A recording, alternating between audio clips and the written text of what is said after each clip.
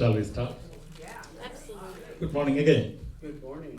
Thank you for being here. Today we are talking about Christianity in a caste-based India. I'm happy to see all of your face. We have a good number of audience today.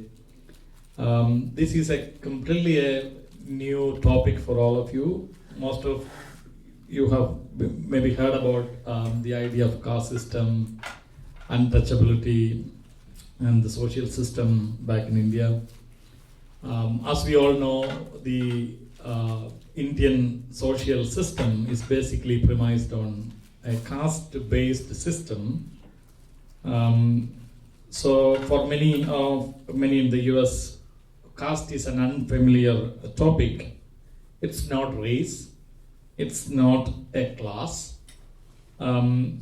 Though it shapes identity and inequality in somewhat comparable ways like race or class, but this is completely unlike race and class. It's a completely a new system. Caste is a birth-based hierarchy, social hierarchy. A person born into a group, and that identity traditionally determines where they belong, who they marry, and what social status they hold. It is inherited, not chosen. And historically it has been enforced by social, cultural, and religious norms. This story is not just about religion. It's about power, purity, belonging, exclusion, and human dignity. And it is also about how Christianity arrived in this world, especially in the Indian continent, sometimes as a liberating force and sometimes absorbing the hierarchy already existing in the social system. So I will go this into detail, and anytime you can raise your hands and ask questions, so that I can limit my topic instead of going into details. Even though we can cover little and we can go into detail about that little things. So it's a vast topic. So caste refers to ideologies and practices that justify inequalities. And in simple terms, if you want to define caste refers to ideologies and practices that justify inequality. Caste is a birth-based social hierarchy and not a class or race system. It shapes identity, marriage, social belonging, and occupation. It is not confined to Hinduism alone. It continues even today, socially, culturally, and economically. So it's a birth-based system. So I was born in India. I cannot change my caste. I was born into a particular caste. India has 29 states. I'm coming from the southernmost part of India, called as a state called Kerala. Our claim is our state is the most well-educated and most progressive state in India. So we don't have caste system in a visible form, but that is there invisibly in many ways. Even in the most, that's what I'm not boasting my state. Rather, I'm saying my state is having a highest literacy rate and the most progressive state. But when it comes to marriage, when it comes to some other aspect, people will think twice. So caste is invisibly acting in several ways. And if you go to the many other backward states, both socially, financially, and education-wise, then there you could see the visible form of caste system. I'll tell some of the stories when we move forward. So no one can change their caste because it's actually come to you. You cannot select. You don't have any option. So by birth you will get your caste. Then caste, it's a hereditary system dividing people into ranked groups. You are born into a caste. You cannot change your caste. It determines who you marry, where you live, your social status, and your community identity. Who you marry, in the sense that usually you cannot marry someone outside of your caste. But it is possible. Nobody will prevent you to do that, but usually people prefer to marry someone from the same caste. Where you live, So previously, so if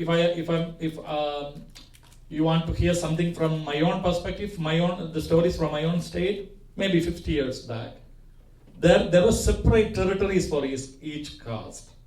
So the high class people always live in the center of the city or center of the village, and each other caste people, they have the separate territories. So if you see a place, you could see that all that caste people live together, like in a particular corner, and the other caste people lives in a different area, and the other people in a different area. That was the story 50 years back. But if you go to the northern part of India, even today, you could see the same thing. So I'm actually coming from the southernmost part. South India is a bit different than North India, but there are various forms.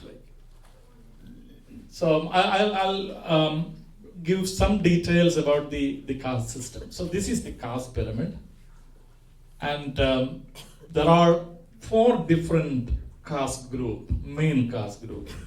The first caste is called the Brahmins. So they are the priestly community.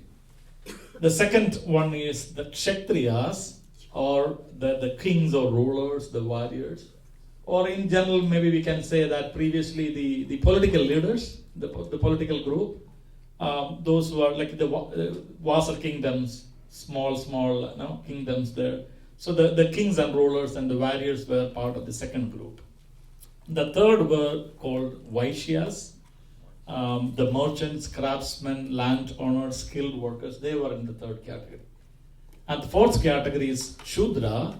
They are the farm workers, unskilled workers, servants. So these are the 4 varnas, or four groups in the caste system. You don't need to worry about the Indian names of all these castes. Just imagine this pyramid, like top is the priestly class, then kings and rulers, then the merchant class, then the farm workers, unskilled workers, servant class. But most importantly, so these are the four groups in the caste system. But there is another group this group is not part of the caste system at all. They are outside of the caste system, and they are called the Dalits in the that is the name ascribed by them nowadays. Dalits. The word actually originally from Hebrew. The word dal is dal in Hebrew means crushed, or those who are in the periphery, something like that. So Dalit group or the untouchables claim that they ascribe that name in order to find their place in the society. So they ascribe that name. So they are known as Dalits. Previously they were known as the untouchables, or the outsiders of the caste system. So they were not part of the entire caste system at all. So there is a creation myth. So today Pastor was talking about the 2 creation stories in the book of Genesis, right? Pastor Peter was talking about that. So in Hinduism there were several creation narratives. So one creation narrative that justifies caste system is human beings originated from the Brahma, the Lord Brahma, the creator God. So the upper class Brahmins, they emerged out of the head of the god Brahma. So this is the creation myth. So the high class emerged from the head of the Brahma. So they have more like brain. They are the intellectuals, right? So they are the highly prominent. So in order to afford their prominence in every sense, so they came out from the head. So the second group, Kshatriyas, from the shoulder of this god Brahma. So they are very active and powerful muscle men from the chest or shoulder. So then the Vaishyas from the thighs, Shudras from the feet, and the Dalits from nowhere. So they are not in the part of the myth. So that is their lower position. So this creation myth was created in order to justify the caste system, which was predominant in the Hindu religion. So this is the creation myth. So I will go into detail the history of caste formation in a nutshell, and so that you will get a glimpse of this. So it's not something created by Hindu religion or the Brahmin class alone. So it's actually emerged like during centuries of evolution. So just I want to say something about that. So in the early Rigvedic era, 1500 BC, we come across the word Varna. So caste system also known as Varna system. Varna in Sanskrit means color. Color. So there is color is also playing into it. So then you can equate this with race. You can equate this with class, which is familiar for you. And there are so many factors within that. The people who use this again Rig Veda. So in Hinduism there were a lot of sacred scriptures, and the most venerated scripture is Vedas. There are 4 Vedas, and the first Veda is known as Rig Veda. So Hinduism, there are so many scriptures: Vedas, Upanishads, and Idihasas. That means epic. There are so many scriptures, and the most prominent scripture is Vedas, 4 Vedas, and the first Veda or most important Veda is Rig Veda. So in the Rig Veda time, 1500 BC, we come across the word Varna. The people who use this term are mostly recently arrived immigrants who were cattle herders, nomads, who lived in relatively egalitarian lineage groups. So Indian anthropologists believe that human beings emerged in the African territory, African region 300,000 years ago. Then almost 90,000 years ago, a group, like nomadic groups, moved and reached India and moved to the southern part of India, and they were considered as the indigenous group. Then the Aryan invasion happened, 2500 BC. People from that German, then Kazakhstan, then that Iran-Iraq border, they moved to the Asian region, and they occupied the northern part of India. So they were existing group. They are the indigenous group considered as the Dravidians. They're known as Dravidians. They are the dark-skinned people.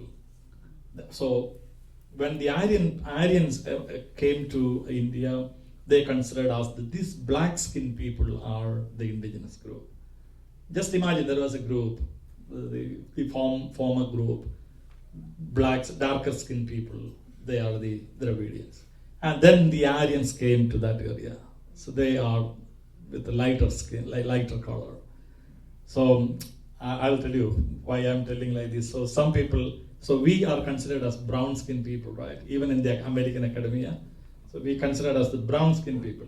But in India, I know as a white person. You know that? So in India, so they usually, we usually make this is another topic, arranged marriage versus love marriage. So in India is well known for arranged marriage, right? So previously we usually put matrimonial notices in the newspapers. So if I want to make a matrimonial notice, then I have to mention that I'm a white-skinned person, I'm a white person, or fair, something like that. But I'm a brown person. So when I say this white skin, this is because the second wave of immigrants happened like 3,500 years, 4,000 years back. Then the part of the Europe, people moved to Indian continent. So then the already existing people were dark-skinned people. They were the Dravidians. So usually people claim that they are the indigenous group. And this is the second group from all the way from Europe, northern part of Europe, then they moved to India. So they were cattle herders, nomads. Then they want to settle there in the new territory or group. So Varna in their language, Sanskrit means color or classification. So people like Tom, you can make the relationship why Sanskrit is related with other Germanic languages, Indo-Aryan language connections. So Sanskrit is come that way. So Varna is used hierarchically, but not only distinguished between themselves. Arya, the new immigrants, they were having fair skin, and the already existing people are the darker skinned people. So they implemented a system to make a distinction. So Arya, the noble ones, and the Dasa, the servant class, the already existing people. So the first hierarchy was like that. the Arya, the noble ones, and the Dasa. It is hardly a system of any sort though. By the late Rigvedic era, in 1000 BC, the word Varna was used to distinguish people within Aryan group as well. So it was a fluid kind of system. It was not a fixed system like that. So even the Aryans, the people who came there and settled, they made a system among themselves to make some sort of classification. So with the Purusha hymn, this was a hymn in the Rig Veda, we get both the idea of a fixed hierarchy and a mythological justification for this hierarchy. So then this hierarchy emerged, the mythical thing that I already shared with you, like the Lord, all these three categories came. It was a fluid kind of thing. It was not the system that we observe today, like we witness today. This occurs as the Arya people transition from a nomadic to a settled life. So they have greater material surpluses and hence also emerging inequalities. But Varna categories are still fluid. The son of a Brahmin could be a Kshatriya, because if you consider the history, some of the Kshatriyas, some of the kings ruled in India. When I say India, it's kind of Asia Minor kind of territory. There was no India as such 2000 years back. I'll tell you, I'll explain that to you later. So then some of the children of this Brahmin group, they will become kings. So once you become a king, you are Kshatriya, you are number 2 category, not the first category. So it was a fluid kind of thing. If you want to become a king, you are so powerful, but you will be in the second class in the caste system. But people won't mind because you have a lot of political power. So you are ruling a community, you are ruling a vassal kingdom, so it doesn't really a problem during that time. That was a fluid kind of system. Then by 800 BC to 400 CE, as politics or states or empires and economies, greater division of labor become more complex, we note references to Jadi. So Jadi is another term for caste system. So Jadi means a kind of occupational category, like, the first category, you are supposed to do only the ritualistic thing, worship kind of thing, Brahmins. So kings, you have to do the ruling kind of thing. Then the other third class, you have to do the merchant business. So these sort of labor divisions actually came into being that time. Then between 600 and 400 BC, there were several challenges to the Varna ideology and Brahmin superiority. So all these, during this time, the Brahmin class are the superior class. Then this time, BC 600 to 400 CE, the emergence of Buddhism happened. You know, have you heard about Buddhism, right? So Buddhism emerged out of Hinduism. So Buddhist people, they were, so for example, King Ashoka, he was a great Buddhist king. Like he became like a Buddhist person. He was a king, but his parents was Brahmin, the higher class. He was a king, that means he is a Kshatriya person. It's kind of fluid kind of thing. But when Buddhism emerged, they were deadly against this hierarchy. One thing, they were against several aspects of Hinduism, and one among them is this classification of people, like based on their color or based on their occupation. And they were also against Himsa. Himsa means violence. So they promoted Ahimsa. So they wanted to reform Hinduism in their own way. So Buddhism emerged, so they raised a lot of threat against this Brahmin class, the superior class. Kings and emperors embrace heterodoxies, including perhaps the greatest emperor of ancient India, Ashoka, that I already shared.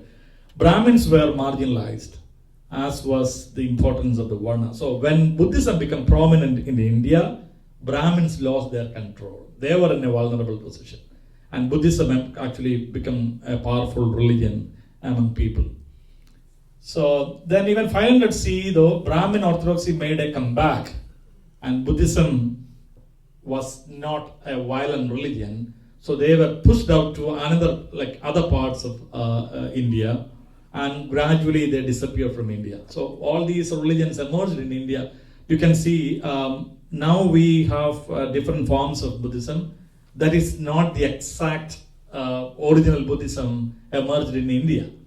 What we have now is the Japanese version or the Southeast Asian version of Buddhism, not the Buddhism emerged in India. Like, because Buddhism were pushed away from India to other parts of the world, and those countries from South Asia, they embraced Buddhism and they made their own forms of Buddhism. So then again, Hinduism recaptured their dominance. When I say Hinduism, it's not Hinduism, rather this Brahmin class, the upper class people. So they wanted to control everything, so they regained their power back. The same era sees the emergence of prescriptive text called the Dharma Shastra. For example, a text called Manusmriti. Those who are interested in Hinduism probably heard about this. So they made a textual justification for all this nonsense. So Manusmriti justifies caste system. So it's a later emergence. So they made a text called Manusmriti or Dharma Shastra. So this is a sacred text. And the sacred text gives justification for the violent actions that you are doing. For example, Manusmriti justifies caste system. Manusmriti justifies patriarchy.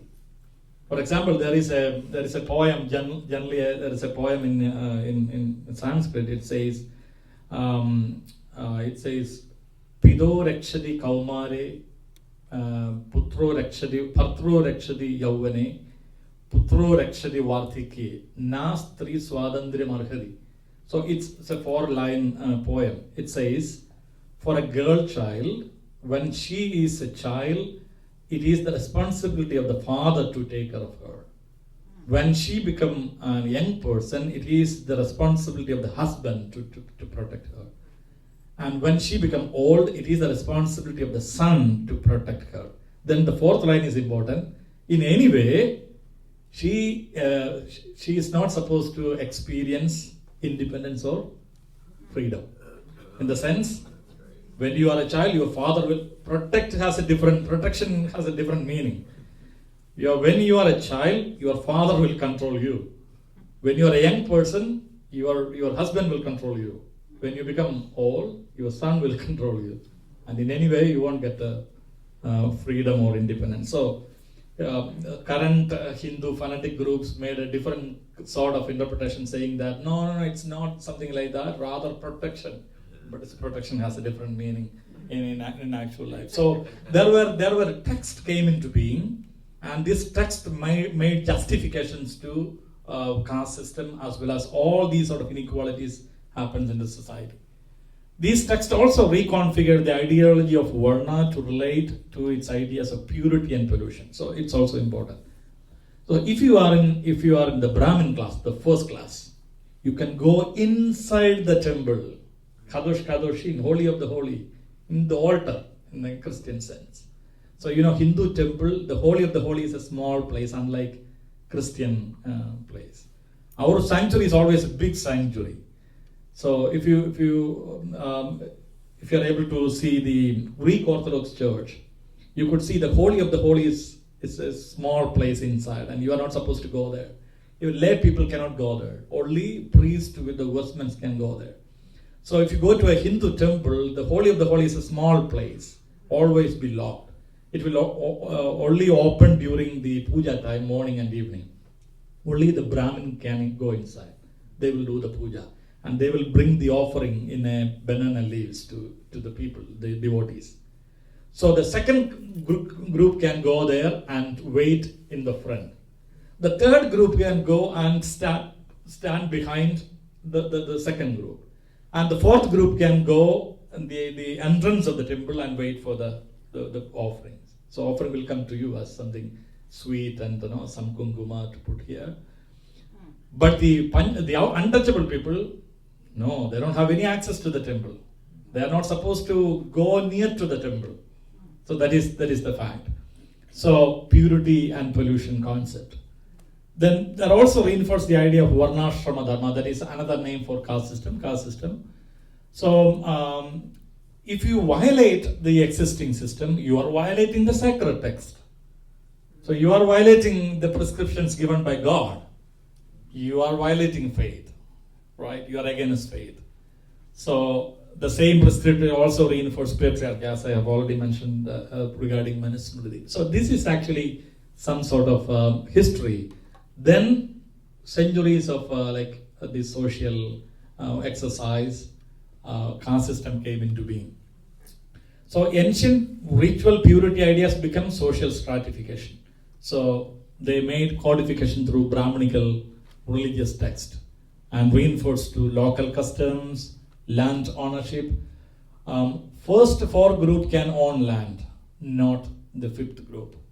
Then the marriage rules. You are not supposed to marriage outside of your caste.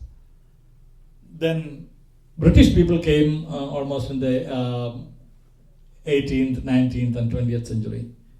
And they classified people rigidly by caste census and records. So they made caste census and records.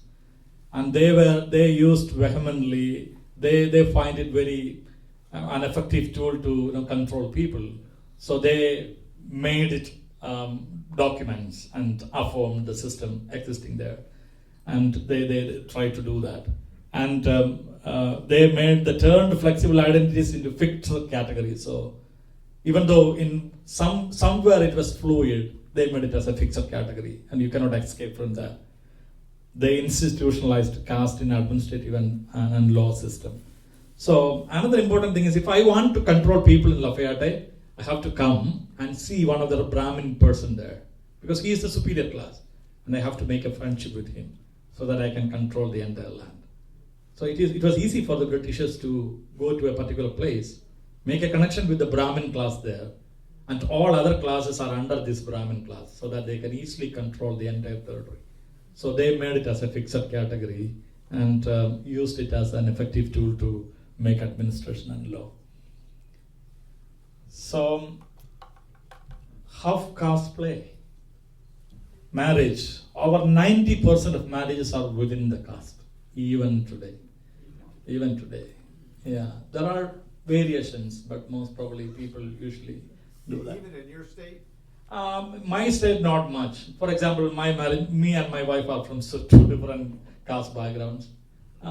Yeah, but in very less place. Like predominantly, this is the true situation. And maybe you have some friends, Indian friends in the US. I should say the Indians in the US, they won't mind caste much. But there are people, they still prefers. But again, the difficulty is, it's very easy to marry a person from outside caste. When it comes to the family programs and fellowships, it's a problem. Otherwise, it's okay. You and your wife will go get along nicely. It's a good thing. Nothing will happen. But when it comes to family programs, fellowships, and like when you go back, that is an issue. That's why people want to avoid these sort of complexities. So it's easy to do it in their own caste. And neighborhood segregation in villages. I've been to several parts of India during my theological degree and all.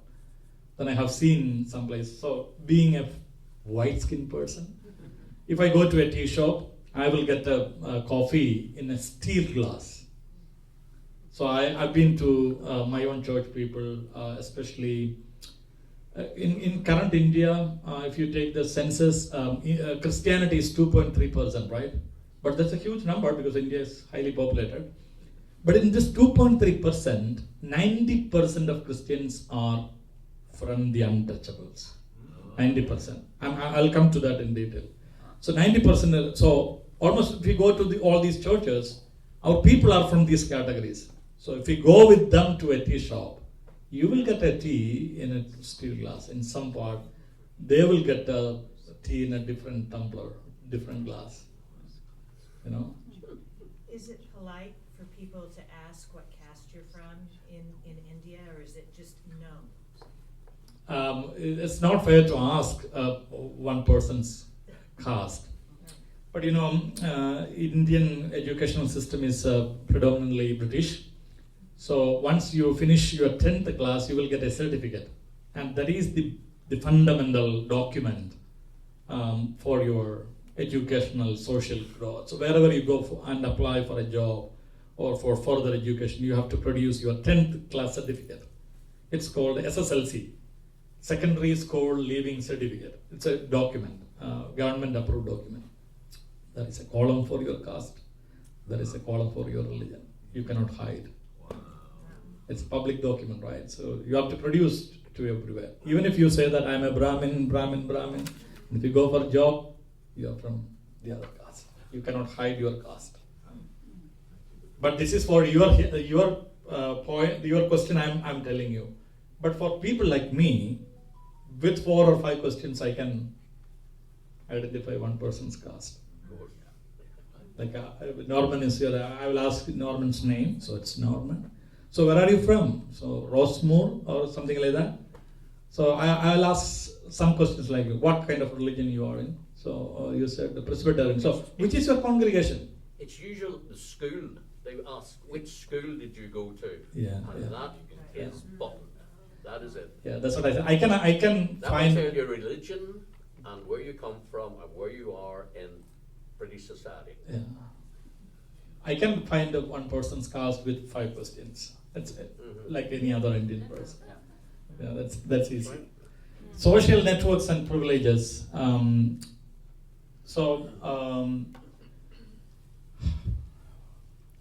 The upper class people always have a lot of privileges, and they will make their own social networks, and the other people in that way. I will come to that little, like when we move forward regarding the Indian law and other stuff. Then access to education and wealth. So there is, as I mentioned, the scriptural justification.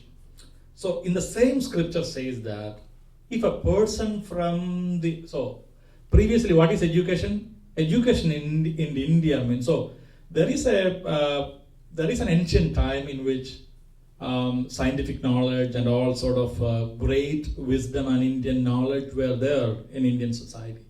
Then the caste system became predominant. The same scripture made a justification saying that if a person from the 5th group, the untouchable group, if that person listens, so when caste become predominant, education become knowing and learning Vedas, nothing else. So knowing the scripture. So scripture says, if you are from the 5th category and in somehow if you listen or you hear the chanting of the Vedas somewhere, then there is lead, the metal called lead.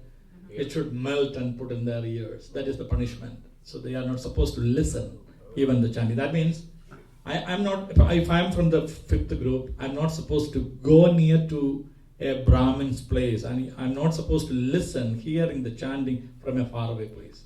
The punishment will be they will melt, put lead in your ear. That was the punishment, scriptural justification. So that is the privileges. Then the political identity. So they were the ruling class.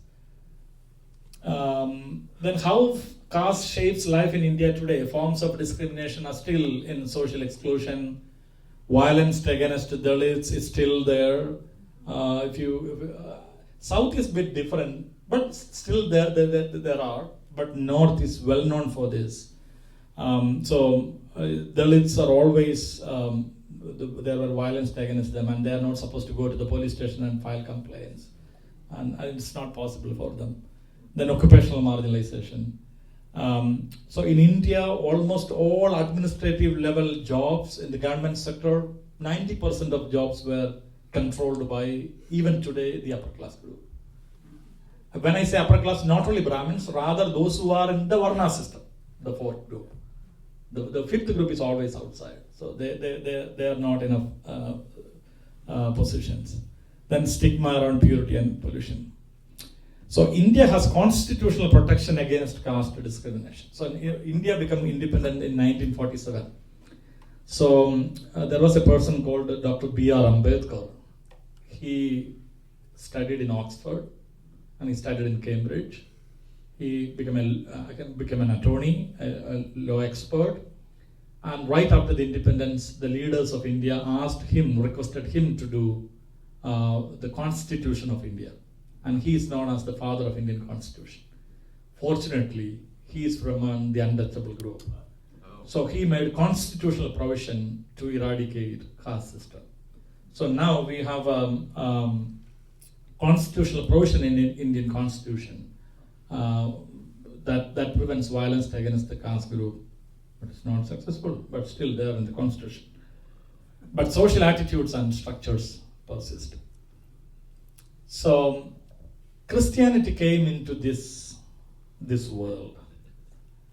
So last class, some of you were there in the class. I was talking about the St. Thomas Christian tradition in India. So I come from the southernmost part of India. So AD 52, St. Thomas visited my state. So there is,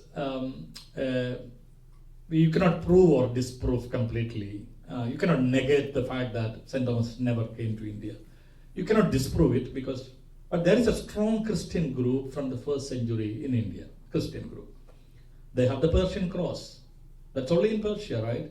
So the Persian cross, a strong Christian group, and still the Christianity in my state, we claim that St. Thomas visited our place. And the tomb of St. Thomas is there. There were seven and a half churches implemented by St. Thomas, and there are so many stories like that. So the St. Thomas Christians claim that 5 Brahmin families converted to Christianity. And we still have that powerful Christianity in my state. There are 21% of Christians in my state. Hinduism is the majority group, 43%. Then Muslims 27, something like that. Then Christian group, very, very third. Even though we are only 20, very powerful group. Almost all educational institutions are handled by Christians. And we are a very strong group in politics. Very powerful presence in my state, unlike the other states. So there are Orthodox Christianity and this old form of Christianity. So if you ask some of your friends, if at all, they are from India, they are Christians from Kerala, and you can ask their church's name. If they say a name and anywhere in that name the word Syro or Syrian is there, then their claim is they are from the upper class. The Orthodox Church in India, Eastern Orthodox and the Western Orthodox background churches, and all those churches claim Syro in their name. Syro means Syria, using Syrian language, previously using Syrian language. They are the upper class people. They are claimed that their forefathers, foreparents converted from Brahmin.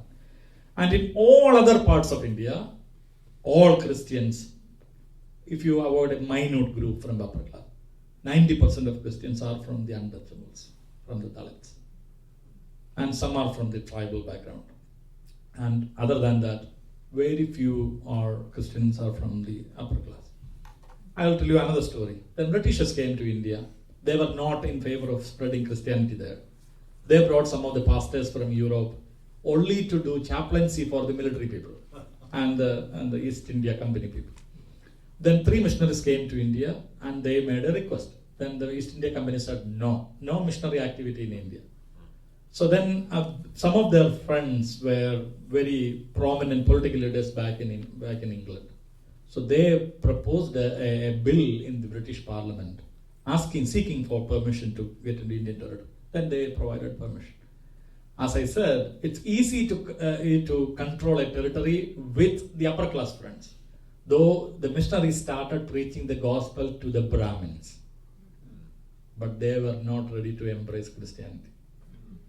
Then they were educated, unlike the untouchables, because they don't have any access to education. But the upper class people, they have access to education. So they said, Hinduism has a lot of gods, right? If you want to love someone, you have a god for love. If you want to get education, you have a god for education. If you want something else, if you want to kill someone, you have a god for the violent action. So each and every purpose, you have a god. It's a very, very nice religion, right? You don't need to pray for any single god. So plurality of gods. Then when they preached the gospel, they told the missionaries, we are very much comfortable with Christ, nice God. That he come into one of this group. We have a lot of gods. We are ready to place Christ is also as one among our God. There is a book, Christ Among Other Gods, in India. So previously these upper class people were ready to embrace Christ as one among the other gods. But missionaries were so particular because we have the monotheistic faith. They were not ready to. So they miserably failed to preach the gospel to the upper class. Then they gradually moved to the untouchables. They were actually looking for some sort of emancipation, liberation. They embraced Christianity. So that's why most of the Christian people are from the lower class. Then again, one more thing. Indian Constitution made a provision. I mentioned somewhere. I'll show that. So this is called Scheduled Caste, SC. This is a constitutional provision in India. Scheduled Caste, SC means the Dalits in Hinduism, the fifth group people. Then there is another group called Scheduled Tribes. They are the indigenous tribal groups in some part of India.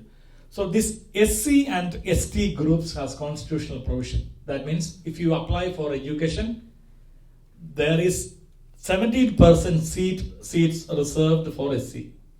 There is 8 to 9% of seats were reserved for scheduled tribe. This is to bring them up constitutionally. So they were historically marginalized. So when India made a constitution, Ambedkar made a constitutional provision to uplift them. So if you apply for a job, 16 to 17% reserved for SC and 8 to 9% reserved for ST. Now you can ask, then why the other upper class people still continuing in power? Because in some of the positions, they were not qualified.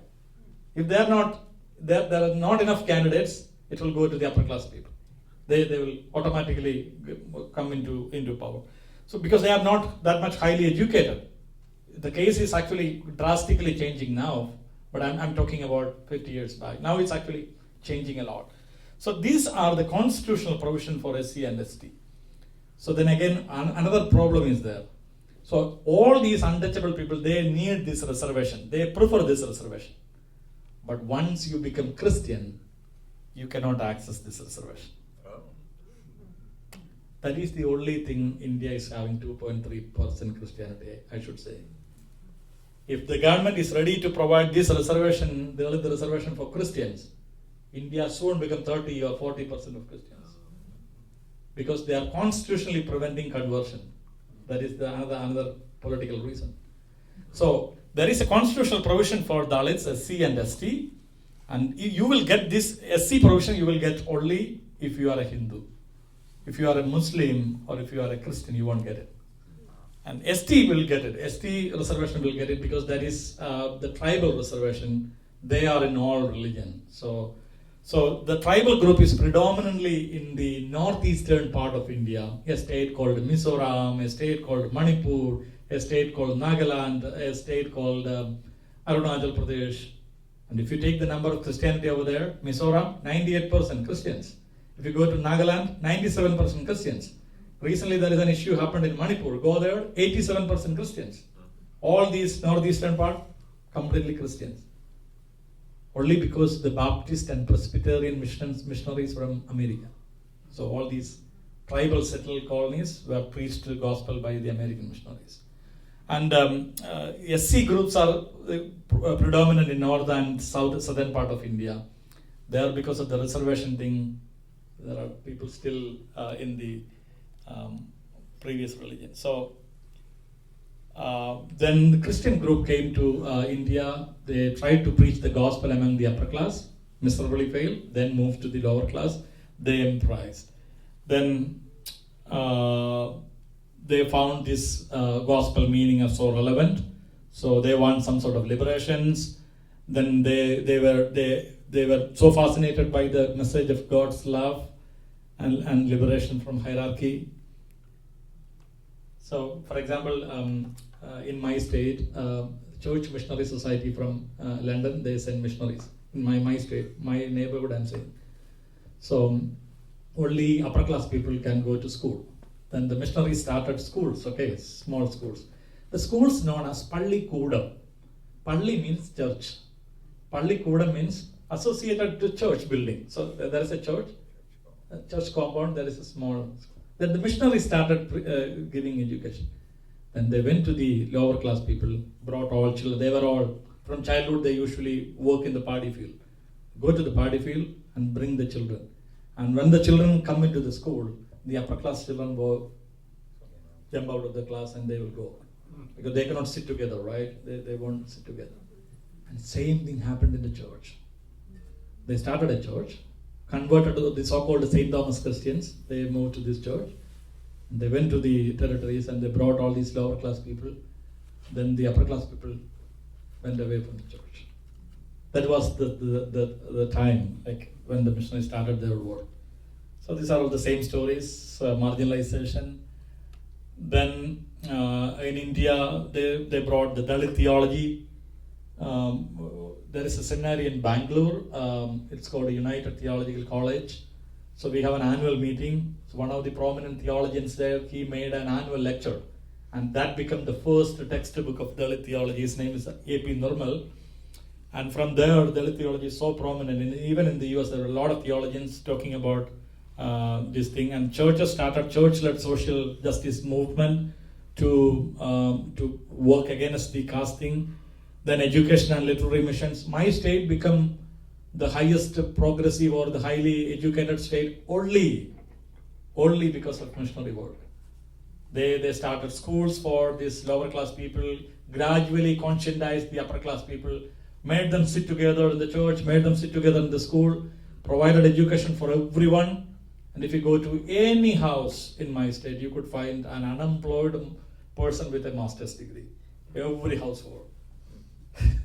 That much educated. So a lot of unemployment because people is having a lot of degrees and all because that much educated because the missionary movement. They started special school for women, girls. They started special school for Dalits. They started special school for tribals. So, and there were also some of these social reform movements even within Hinduism.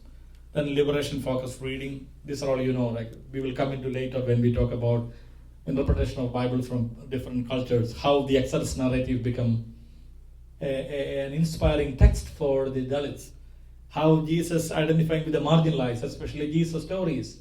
Jesus was actually celebrating feast with a tax collector or women or the sinners, how these stories become inspiring stories for Dalits. Then human dignity. We were all created by the image of God, right? So the creation story, how these texts become inspiring text. Then some of the issues. A Dalit Christian denied burial in a dominant caste church cemetery. So how this will act? So if you are a Dalit, then some of your relative, your father passed away, then you cannot bury the mortals in a graveyard of the upper class. That was a pertinent issue. There were separate graveyards for this caste group once upon a time. In my state, I'm talking about my state, but if you go to the other state, there are separate graveyards. There are separate churches even in some places. So then, previously congregations were mixed caste to worship were assisted. Even in some places, very, very few, if you go to a village, you could see two churches of the same denomination. Because one is worshipping by the St. Thomas Christians, the so-called Syrian. The other one is worshipping by the Dalits. It's easy to recognize. If you go to Dalit church, they have darker skin. If you go to the Syrian Christian, they are like me. What to do? Then this is even today honor killing is. Have you heard about honor killing? So if your daughter is ready to go with someone else from another caste, especially from a lower caste, then your daughter is spoiling the name of your household. Then you will send someone to kill her in order to keep the honor of your family, maintain the honor. Even in my state, recently there were 2 or 3 cases in the last 10 years maybe, but it's predominantly there in many parts of India. If your son or daughter go with a person from the lower caste. From upper class is fine because going upward, right? Going downward, it's a problematic thing. So even honor killing is still there. If you have time, just Google it. Honor killing in India. You will get stories. Yeah. Something like this. You'll get honor killing in the UK. Mm-hmm. Yeah. In the Indian but population. Indian population. Yeah. Yeah. So there is a book recently produced in the U.S. Caste System. I forgot the title. It's written by some Wilkinson or something like that. Caste. It was just Caste. Caste. Caste. Isabel Wilkerson. Yeah. I'm reading it now. Yeah. That's a nice book. It's I really referred that book for one of my papers. So India does not currently publish complete caste breakdowns in the national census. So every 10 years we make a census, like Pew Research. So 2021 we are supposedly take the census, and due to COVID we couldn't make it, and the government is going to make it. And some of the political parties actually asking for a caste census so that they can make the number on table. Only Britishers did that. Nowadays India is not giving exact census. That's why if you take the number of Christians in India, it's only 2.3% even today. But it's more than 5%. That they are not ready to do that.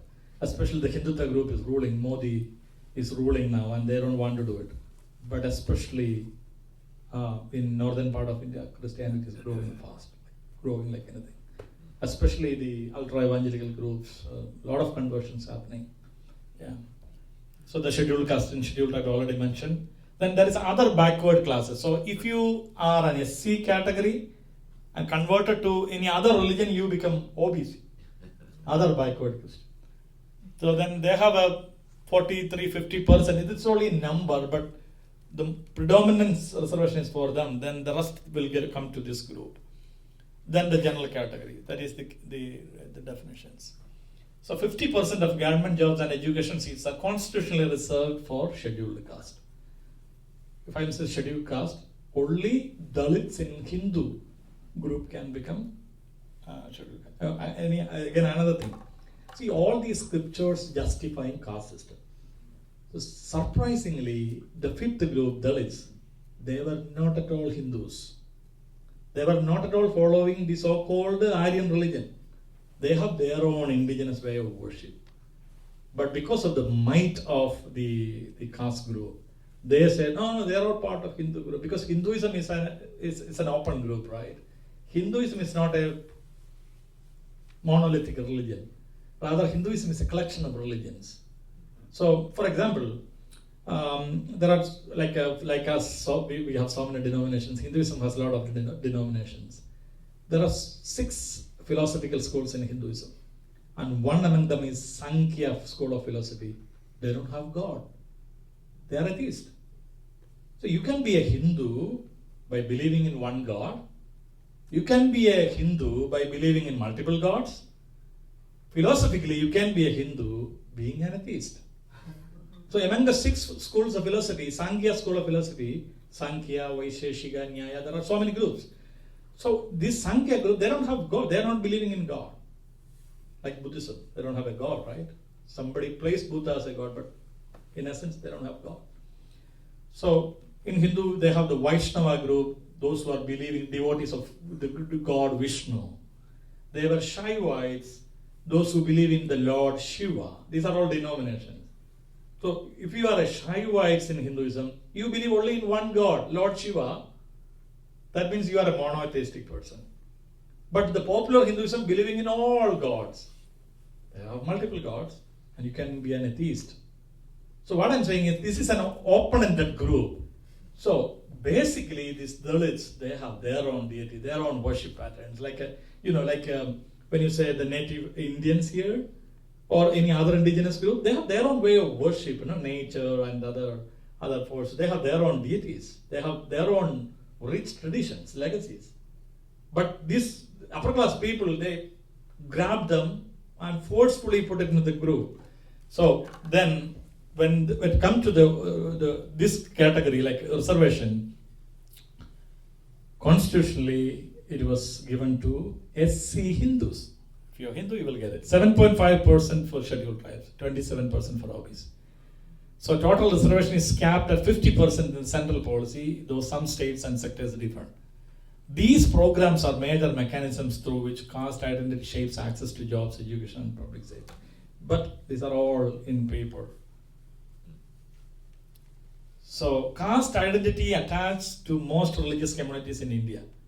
Estimates 98% of Indians, including Hindus, Muslims, Christians, Sikhs, Jains, and Buddhists, identify with some form of caste group socially, even if not formally recognized in law.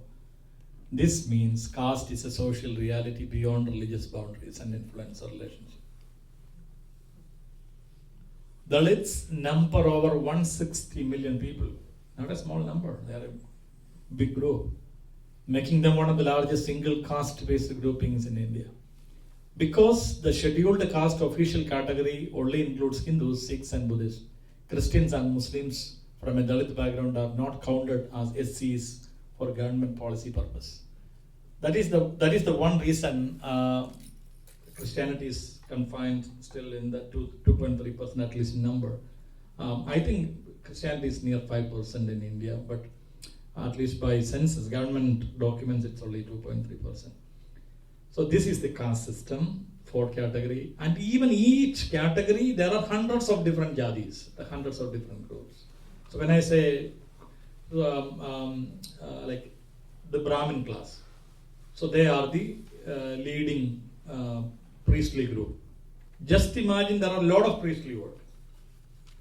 So even in LOPC we have like preaching pastor, lay pastor, or pastor assisting leader, something like that. So the priest offering puja in the temple, the priest singing in the temple, the priest using instruments in the temple, these are all different categories. These are all different jadis. So each category they have multiple subgroups. That won't be interested for you. That's what I'm avoiding that. So even today we still have this. So in my church, Church of South India is the second largest church in India. We have 5 million people in the southern part of India. In my state, especially my diocese, almost 40-45% people are from the Syrian tradition, St. Thomas tradition. But the same number, 40-45% are from the Dalit background. When it comes to marriage, Syrians will go for Syrians, Dalits will go for Dalits. That is the saddest part. But the other part, in my church itself, like most of the 90% are from the Dalit group. For example, there is a state called Andhra Pradesh. Now, 100% of Christians in that state are from the Dalit background. But within that Dalit background, there are 2 strong categories. One is called the Mala group, and the other one is called the Madhika group. Surprisingly, the Malas will marry only Malas, Madhikas only marry Madhikas. Even within Dalits, I'm saying, it's that much rooted. So this is not race or class, but there are intercaste marriages. Then again, you struggle when it comes to your children. When you go to school, again they will ask the same question: what is the religion and what is the caste? And in the religion, you can say that no religion. In the caste also, you can say no, but usually people put father's caste. And if the mother is from the upper caste, I don't know. Everybody wants to become superior, right? So if we have a chance to climb the ladder, maybe people opt for that. How much influence did Gandhi have on the caste system in getting rid of it or modifying it? Because he was well respected in India. He's from a Brahmin class, and he called the Dalits as Harijans. Hari means God, Jan means people, and he called the Dalits as people or children of God, something like that. Usually there are claims saying that Gandhi was in support of Dalits, and but Dalits won't accept that. They won't feel that, especially Gandhi was against Ambedkar, and the Dalits see Ambedkar as their leader because he's highly educated, and even that time from that group they were considered Ambedkar as their savior, and Gandhi prevented Ambedkar to become some of the top positions. But by his ideas and focus, we cannot negate the fact that he helped Harijans to come out in some way or other. But when we talk about Gandhi 100 years back, we can imagine the caste mind of that time, right? We are talking about this liberation and upliftment in 2025. By that time, it's more darker age than our present time. If you are a privileged person being in a top class group, we're not supposed to support them, right? So if you show some sort of compassion, that's a great thing. And Gandhi was, his focus was freedom, right? Freedom, independence of India.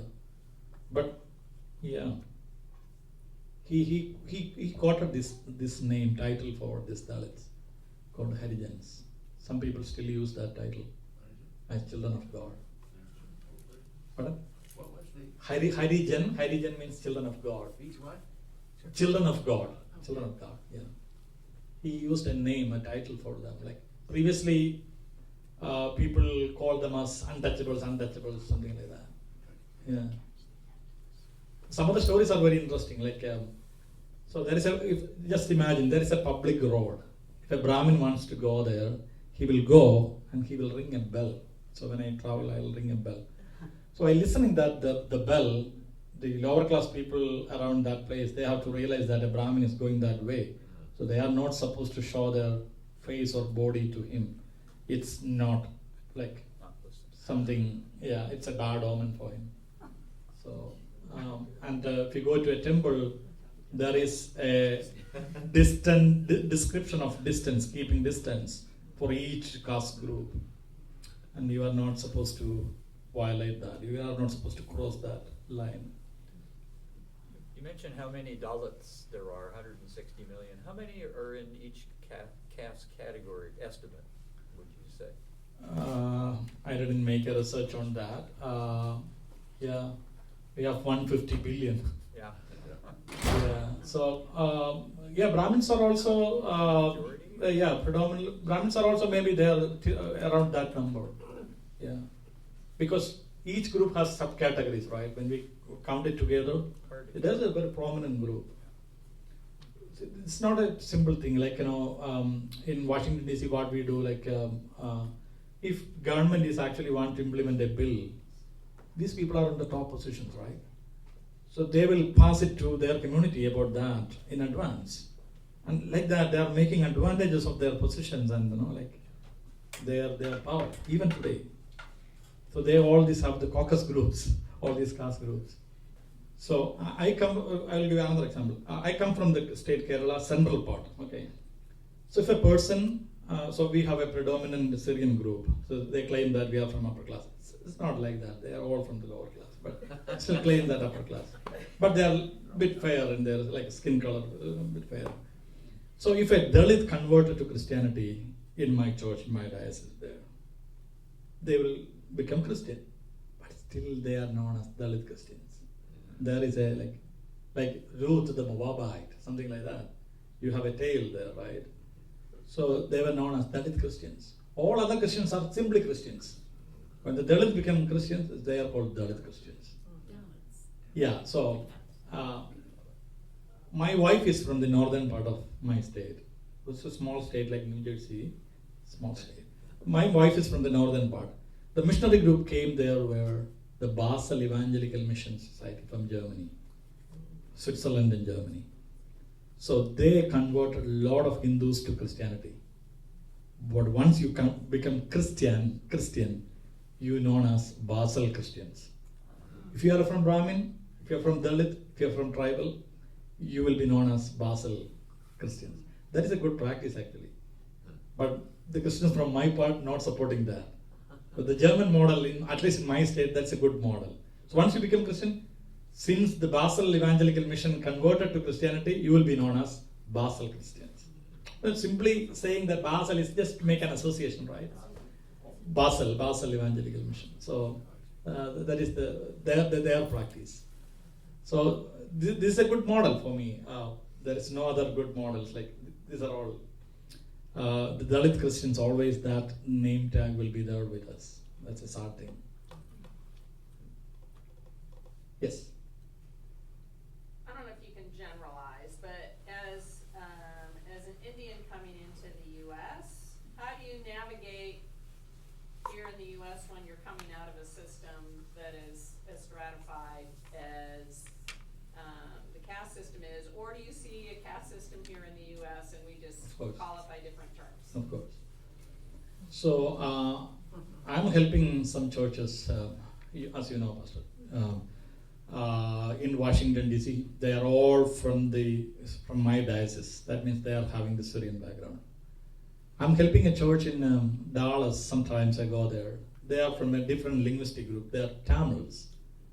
50% of them are from Dalits. 50% of them are Nadas. That's another category.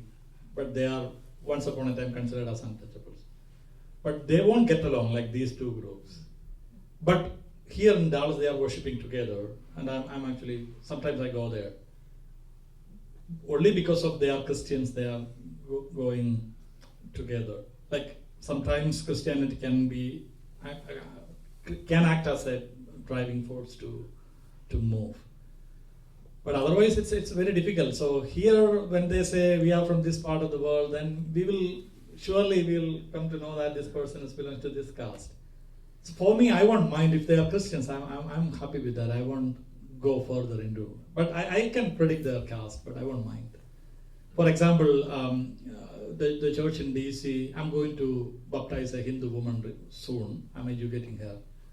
So she is not from our caste background. But my church people are happy to have her. At least Christianity is actually helping them to accept her as their sister. That's what I'm saying. Like things are getting better. It's drastically changing, but still, at least in their minds, this is there. I don't know when it will go completely, but it's actually disappearing. Just imagine my case. My wife is a Basel Christian, and I am from the central part of Christians. Our children are simply Christians, nothing else. And they don't know anything about my tradition, and they don't know anything about my wife's tradition. So like that, it's gradually disappearing. Even back in India, especially in my state, there are a lot of intercaste marriages are happening, especially if you move from our place to a city or Delhi, Mumbai or Bangalore as some IT or multinational company workers. They won't mind marrying someone who is having a good job and if they are comfortable to get along with, they won't mind. So it's actually drastically changing. But if you go to like in America, if you go to countryside, still they have the caste mind. But it's drastically disappearing. But the pace is very, very slow. Very slow. That's what I said. It's actually developed during a period of centuries of development, right? So it won't go all of a sudden, but it will go. Have you discussed the caste system with your two children? No, never. You're not going to, right? They are not at an age of thinking about that now, right? But we have to tell in the future, maybe. Not now. Yeah. They don't have any clue. Yes. I've read there's a caste system issues in HR in Silicon Valley. Yeah, I heard that. Yeah. They don't know what to do with it. Yeah. So it's there everywhere, right? In America, we have if you want to apply for a job, you have to produce some sort of recommendations. Just imagine all these companies have CEOs and VPs and all. So they know their subordinates, and most of these IT workers are from India. Just imagine 75% of H-1B visas are from India. That's why Trump is playing this card, right? The $100,000 fee and all. Just imagine all these MNCs have 75% of Indian IT experts. So I know my church people that are in the prominent positions, VP positions. They know their subordinates from which caste, they know. So when some position comes, they will open it for their person. That is happening in Silicon Valley now. The top class, the top ranking officials are promoting their own subordinates. So it's a fact. So. Do you see not official castes, but groupings that are as rigid as the caste in the United States? This is our mind. With that mindset, you can get along with anyone. I'll give you, it's a fair example to say, you all know Vivek Ramasamy, right? The candidate run for president, candidatureship in a Republican group. Yeah. From Ohio? From Ohio, yeah, Vivek Ramasan. So just imagine, he's from the so-called Brahmin class. He cannot associate with any other groups here, right? So the ideology will get along with that. So for example, in American politics, like last year election, usually Indians are always in favor of Democratic Party because we have a general idea that the Democrats were in favor of immigration and immigrant communities. So now in India, we have a right-wing political group. So they are in favor of caste system. They want to re-implement this caste system, Varna system. They are they are worshipping this so-called Manusmriti, the sacred text justifies all this nonsense. So they venerate all this system, right? So now they have a strong group here in the US, even in the DC circle. I cannot make it give it in detail. So they have it's very easy for them to make association with the so-called groups here. They also hold the same sort of ideology, the right-wing ideology. So almost all Indians were last year election, they were all in favor of Trump last election. It is a surprising fact for all of us. Previously it was not like that. Almost 90% of Indian Hindus were in favor of that. 90% of Indian Hindus, because they were all Modi fans, and they were friends, right? Modi called Trump as friend, and friend called Modi as friend. But surprisingly, now our Prime Minister is not telling a single word against him because he's having 500% tariffs and all. Indians are struggling now, There is so many invisible factors actually affecting Indians. For example, these H-1B people, they usually, when they go to India, they have to re-stamp the visas on their passport. What they usually do is, my brother-in-law is there in Oklahoma, they usually do that. So when time comes, they will go to India. So before leaving US, they will book an appointment with the Indian consulate. They'll go there, go to the interview, get stamped, and come back.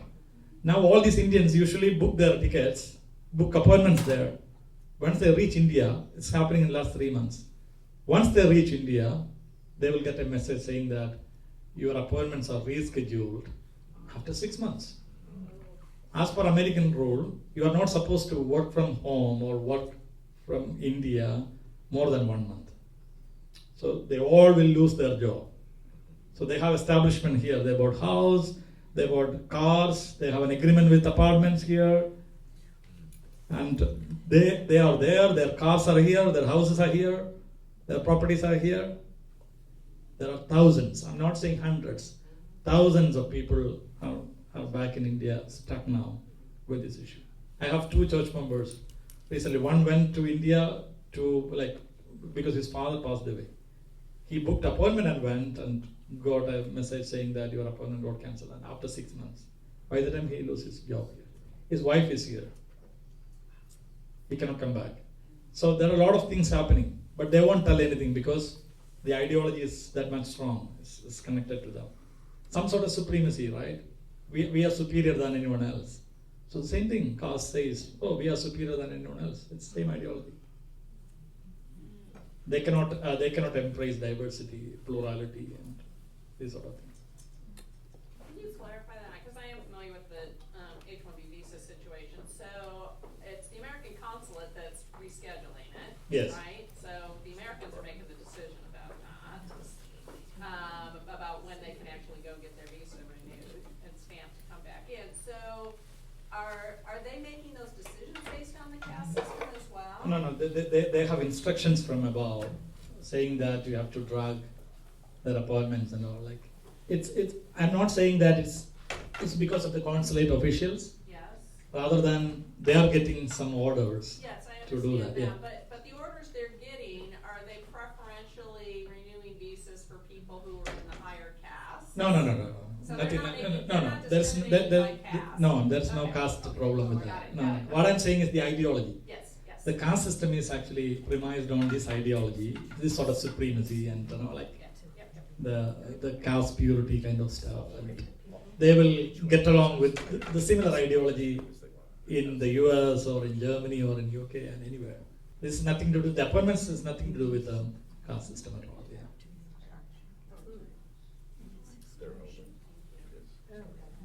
Yeah. So we'll wind up. Thank you. Thank you so much for coming. You will get a gist of it. It's more severe than this or the whole concept, but again, just to know about the society in a faraway place.